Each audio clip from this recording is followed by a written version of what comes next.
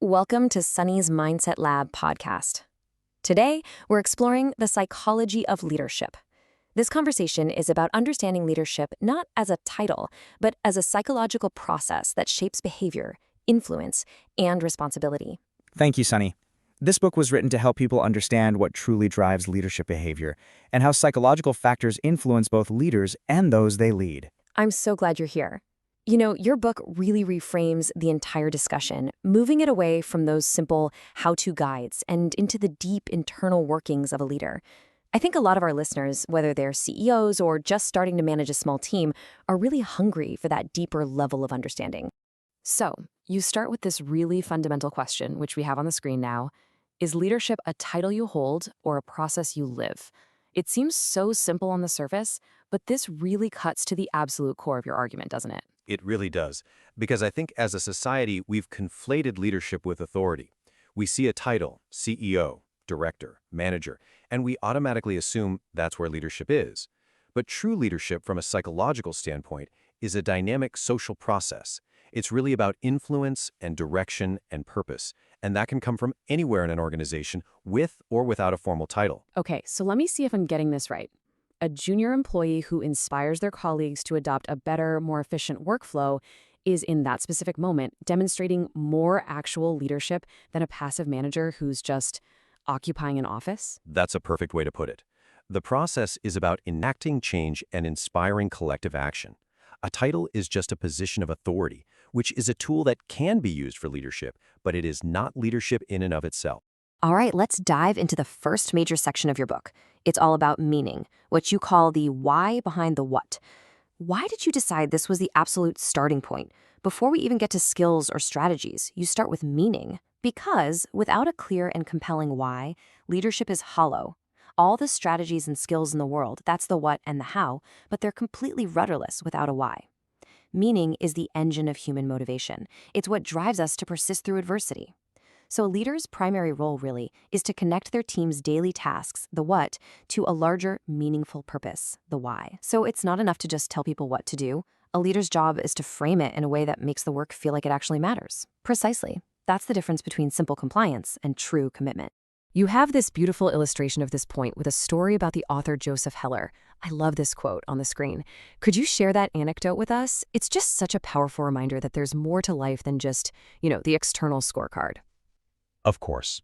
The story goes that Heller was at a lavish party, one thrown by a billionaire.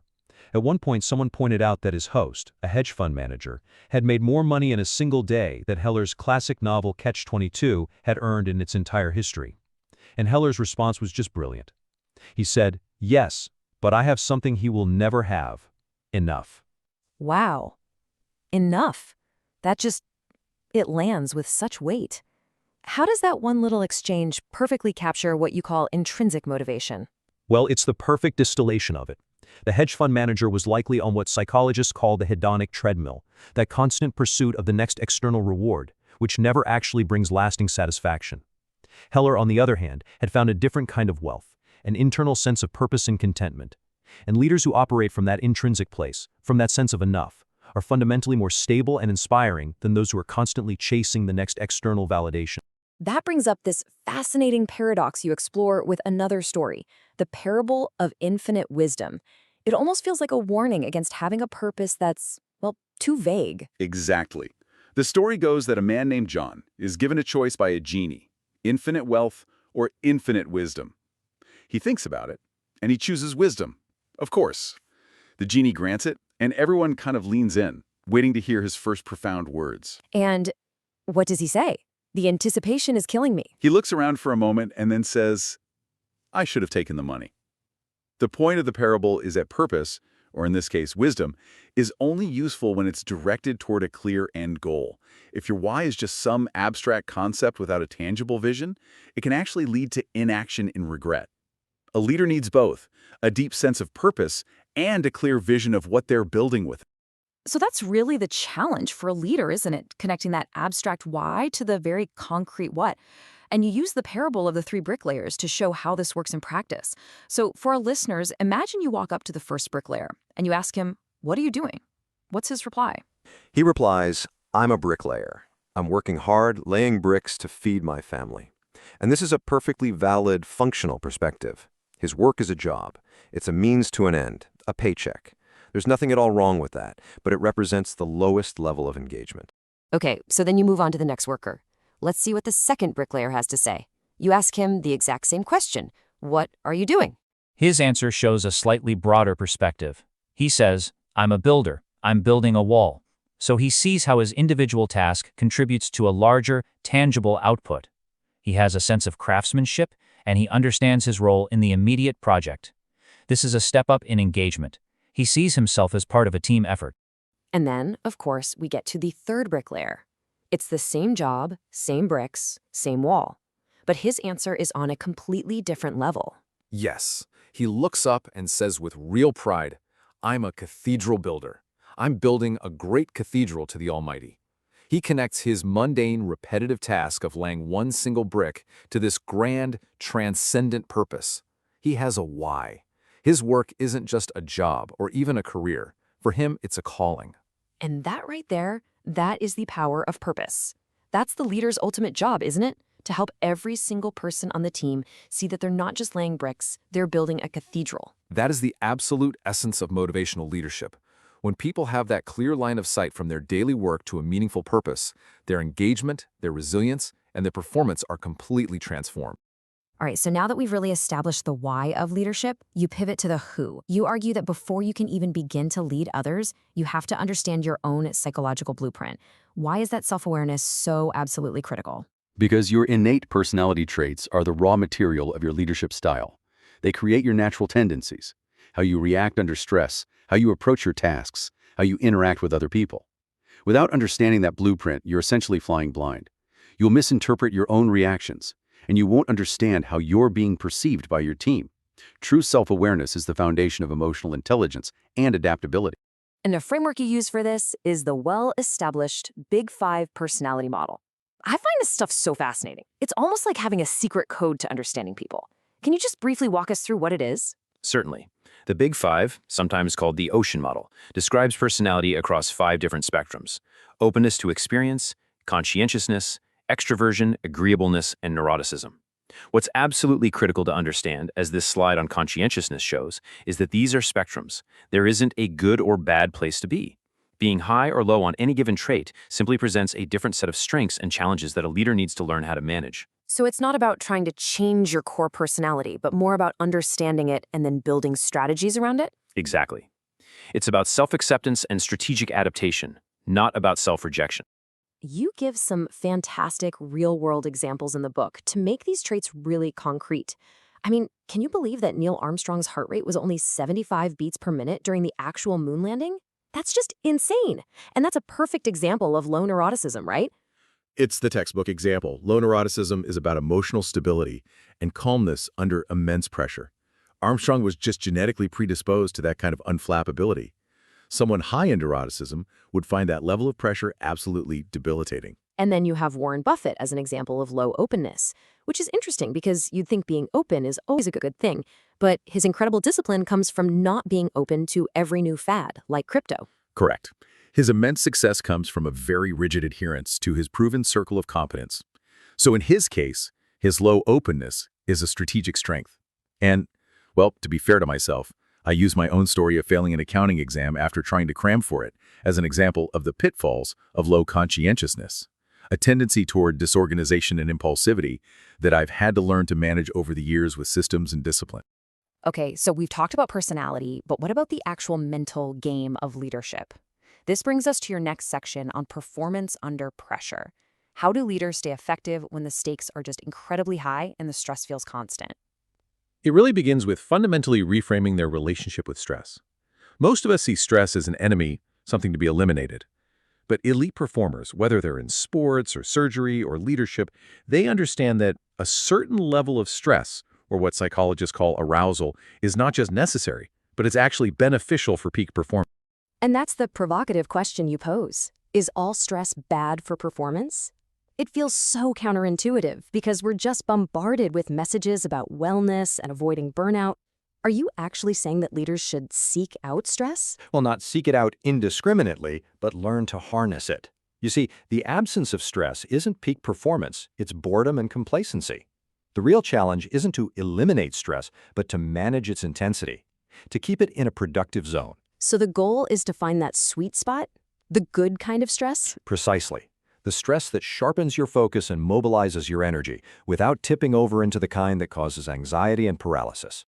I love this concept you introduced to explain that sweet spot, the Yerkes-Dodgen law. It's visualized on this slide as an inverted U. Can you break that down for us? The Yerkes-Dodgen law is a century-old psychological principle that describes the relationship between arousal and performance. As your stress level increases from low to moderate, your performance actually gets better. You become more alert, more focused, more engaged. But if that stress continues to increase past an optimal point, the very peak of that U, it becomes overwhelming, and performance rapidly declines. You become anxious, scattered, and your decision-making really suffers. So a leader's job is to constantly recognize where they are on that curve and where their team is, and try to stay right at the top. Yes, it's a constant active calibration. Great leaders provide enough pressure to create focus and urgency, but they also provide the support and psychological safety to prevent that pressure from becoming debilitating. This idea of managing pressure leads right into decision-making. I mean, in a world of constant information, how do you tell the difference between what's actually important and what's just a distraction? You use this brilliant mental model of signal versus noise. This is one of the most critical cognitive skills for any leader. In any complex system, a market, an organization, a project, there is an underlying trend, a meaningful pattern. That is the signal. And then there's all the random short-term volatility and meaningless information. That is the noise. As the chart here shows, effective leaders train themselves to focus on that long-term signal and develop the discipline to ignore the short-term noise. So, a daily stock price fluctuation is noise, but the company's 5-year growth trajectory is the signal. An angry customer email might be noise, but a rising trend of customer complaints is a definite signal. Is that the idea? That's exactly it. Reacting to every piece of noise leads to strategic whiplash and burnout. Responding to a true signal is what drives real progress. And when we get this wrong, we fall into one of two traps, which you lay out here on this slide: overreaction and underreaction. Correct. An overreaction error is when you mistake noise for a signal. This is when leaders panic over a minor setback or completely change strategy based on a single data point. It's costly and it just creates chaos. But the other error, underreaction, that can be even more dangerous, right? Far more dangerous, in my opinion. An underreaction error is when you mistake a true signal for noise. You dismiss a critical new trend or a disruptive competitor or a fundamental problem in your culture as just a temporary blip.